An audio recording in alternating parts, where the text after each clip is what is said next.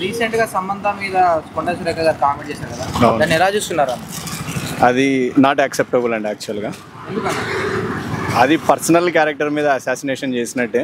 అంటే తను డైరెక్ట్గా ఏమైనా చూసిందా ఆ జరిగిన కన్వర్జేషన్? తను ఎట్లా చెప్తుందంటే ఏదో పక్కనే ఉండి నేను చూసిన కేటీఆర్ సమంతను అడిగినాడు, వీళ్ళు పంపించలేదని సమంత వెళ్ళిపోయింది, సమంత వాళ్ళిద్దరు దాని వద్దనే డైవర్స్ అయింది అన్నట్టు తను పక్కన కూర్చొని చూసినట్టు చెప్పింది.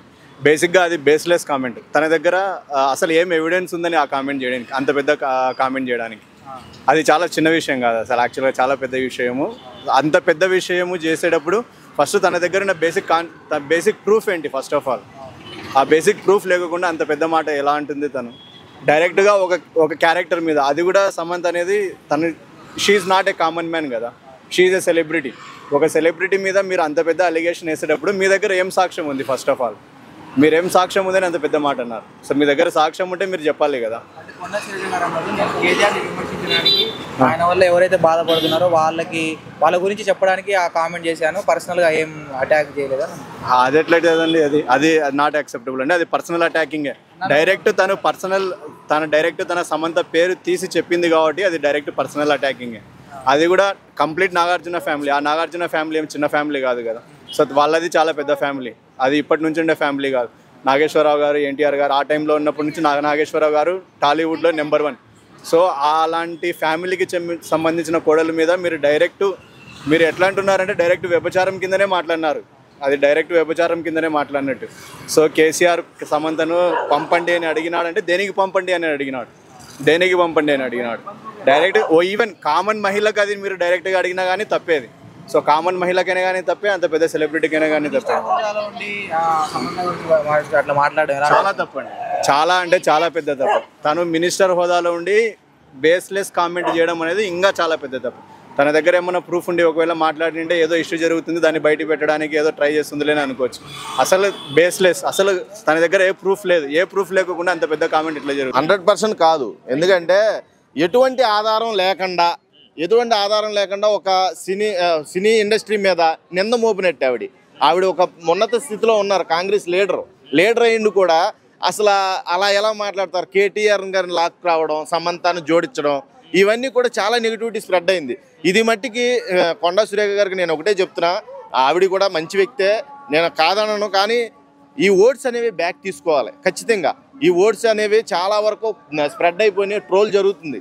ఈ ట్రోల్స్ అన్ని ఆపాలంటే ఆవిడ ఓట్స్ బ్యాక్ తీసుకోవాలి. ఓ ప్రెస్ మీట్ పెట్టి నేను మాట్లాడింది తప్పు, నన్ను క్షమించండి అని ఒక నోట్ అయితే నాకు కావాలి. ఎందుకంటే సమంత గారు, నాగ చైతన్య గారు పర్సనల్ విషయాలు మీకు అనవసరం, అర్థమైందా? నాగార్జున గారు అసలు పొలిటికల్గా చాలా దూరంగా ఉంటాడు. అలాంటి వ్యక్తిని తీసుకొచ్చి ఈ రోజున రోడ్డు మీద పెట్టేశారు. అంటే నాగార్జున మీద జరుగుతున్న కుట్రని కూడా చెప్పాలి. మొన్న చూస్తే అన్కన్వెన్షన్, దాన్ని కూడా సమంత వల్లే అన్కన్వెన్షన్ కూల్చేశారంట. మరీ దారుణం ఇది. దానికి తగ్గ ప్రూఫ్లు ఉన్నాయా మీ దగ్గర? ఎట్లా మాట్లాడతారో ఇప్పుడు ఇండస్ట్రీకి అవమానం ఇది. నాగార్జున గారు ఎక్స్పెషల్లీ ఇండస్ట్రీలో పెద్ద కింగ్ అయిన అలాంటి ఆయన్ని మీరు అవమానించినట్టే. ఈ రకంగా ఓట్స్ బ్యాక్ తీసుకోవాలి ఖచ్చితంగా. నేను చెప్తున్నా, ఇది మట్టికి చాలా నెగిటివ్ యాంగిల్ ఇది. కొండా సురేఖ గారు కూడా, ఆవిడకి కూడా ట్రోల్స్ జరిగినాయి, నేను కాదంట్లా. ఒక టైంలో బాగా ట్రోల్ చేశారు వాళ్ళ వ్యక్తిగత విషయాల గురించి కూడా. అవి నేను యాక్సెప్ట్ చేస్తా. ఈ ట్రోలర్స్ గురించి నాకు ఎప్పటి నుంచో వ్యతిరేకత ఉంది. ఈ ట్రోలర్స్ వల్ల చాలామంది జీవితాలు రోడ్డును పడతాయి, నేను కాదన్నా. కాకపోతే మీరు చేసింది చాలా పర్సనలైజ్డ్గా ఉంది, చాలా దగ్గరగా ఉందన్నమాట. ఏంటో మీరు కళ్ళతో చూసినట్టు, ఏదో దగ్గరుండి చేసినట్టు మాట్లాడుతున్నారో వాటిని ప్రూఫ్ ఉందా మీ దగ్గర ప్రూఫ్ ఉందా మేడం? మీరు అట్లా మాట్లాడవచ్చా? ఇవన్నీ కూడా నేనైతే తీవ్రంగా వ్యతిరేకిస్తున్నాను భయ్య. సమంత గారు, నాగ చైతన్య గారు చాలా ఇష్టపూర్వకంగా విడిపోయారు. వాళ్ళు ఒక అండర్స్టాండింగ్తో విడిపోయారు. అలాంటి వాళ్ళని తీసుకొచ్చి కేటీఆర్కి లింక్ చేశారు. కేటీఆర్ గారు ఆల్రెడీ మనోభావాలు దెబ్బతిన్నాయని ఆల్రెడీ కేసు కూడా ఫైల్ చేశారు. కాబట్టి దీని గురించి మనం రాజకీయంగా చూసుకుంటే మనం మాట్లాడే వ్యక్తులం కాదు. కానీ ఇది ఒక ఇండస్ట్రీకి సంబంధించిన మ్యాటర్ కాబట్టి, చాలా సెన్సిటివ్ మ్యాటర్ కాబట్టి ఆల్రెడీ సమంత గారు కూడా ట్వీట్ చేశారు. అటు తమిళనాడు నుంచి వ్యతిరేకత వచ్చింది. అంటే ఇప్పుడు మన తెలుగు రాష్ట్రాల్లో వ్యతిరేకిస్తున్నారు అనుకోవద్దు, మీరు నేను ఒక్కడనే వ్యతిరేకిస్తున్నాను అనుకోవద్దు. ప్రతి స్టేట్ నుంచి కూడా వ్యతిరేకత వచ్చింది. మీరు మాట్లాడిన మాటలో ఎవరికి నచ్చలేదు కాబట్టి అనేక రకాలుగా ట్వీట్స్ చేశారు. ప్రకాష్ రాజ్ గారు కానీ, యష్ కానీ, సురేష్ కొండేటి కానీ, కొండా వెంకట కానీ ఇలాంటి వాళ్ళందరూ చాలా పెద్ద ప్రముఖులే ఉన్నారు ట్వీట్ చేసిన వాళ్ళు. అందరూ చిరంజీవి గారు, ఎన్టీఆర్ గారు, చాలా మంది కూడా మీరు ఎలా చెప్తారు, మీరు ఏదో చూసినట్టు, మీరు ఏదో చేసినట్టు ఎలా మాట్లాడతారు అని చాలా వెనక్కి తీసుకోవాలి. మాటలైతే వెనక్కి తీసుకోవాలి మీరు అర్జెంటుగా. ఎందుకంటే మీకు ఒక పొజిషన్ ఉంది, మీరు ఏదైనా వార్ ఉంటే పొలిటికల్గా వార్ చేసుకోవాలి. పొలిటికల్ మ్యాటర్స్ని పర్సనల్ మ్యాటర్లోకి ఇన్వాల్వ్ చేయకూడదు, పర్సనల్గా తీసుకోకూడదు. ఇప్పుడు ఈ నాగార్జున గారి మ్యాటరు అసలు పొలిటికల్గా ఆయనకి ఏమైనా సంబంధం ఉందా? అంత సంబంధం ఉన్నవాడైతే అన్కన్వెన్షన్ కూల్ చేసుకుంటాడా? కాపాడుకునేవాడు కదా. మీరు ఆ లాజిక్ ఎలా మిస్ అయ్యారు? మీ కాంగ్రెస్ వాళ్ళే కదా పడగొట్టేసింది. కేటీఆర్ గారు ఎలా పడగొడతాడు, ఎలా మాట్లాడతారు మీరు? అసలు వాళ్ళ ప్రభుత్వం ఉందా? అప్పుడు ఫామ్లో లేదు కదా. అంత చిన్న లాజిక్లు కూడా మిస్ అయ్యి మీరు మాట్లాడడం. అవును, ఈ ఎలిగేషన్స్ నేను కరెక్ట్ కాదు. ఒక ఆడ మన మహిళ ఉండి ఇంకో మహిళ మీద మరీ దారుణంగా మాట్లాడడం, అది కూడా కేటీఆర్ గారు రమ్మంటే రాలేదని సమంతానే కన్వెన్షన్ కూల్చేయడం ఏంటిది? అసలు సంబంధం లేని మాటలు ఇది. ఆల్రెడీ సమంత గారు కూడా చాలా సీరియస్ అయ్యారు. మేము మా పర్సనల్ లైఫ్లో ఏం జరిగిందో మీకు తెలియదు, మీరు ఎలా మాట్లాడతారో సురేఖ గారు అని ట్వీట్ చేశారు. మేము ఎలా విడిపోయామో మాకు తెలుసు, మా మధ్య ఉన్న ఒప్పందం మాకు చాలా ప్రశాంతంగా అనిపించింది, ఒకరినొకరు వద్దనుకున్నాం, వదిలేసుకున్నాం, మీరు ఎలా మాట్లాడతారు మధ్యలో ఇన్వాల్వ్ అయ్యి అని ట్వీట్ చేస్తే దానికి సమాధానం కూడా రా, వెనక బ్యాక్ ట్వీట్ కూడా లేదు.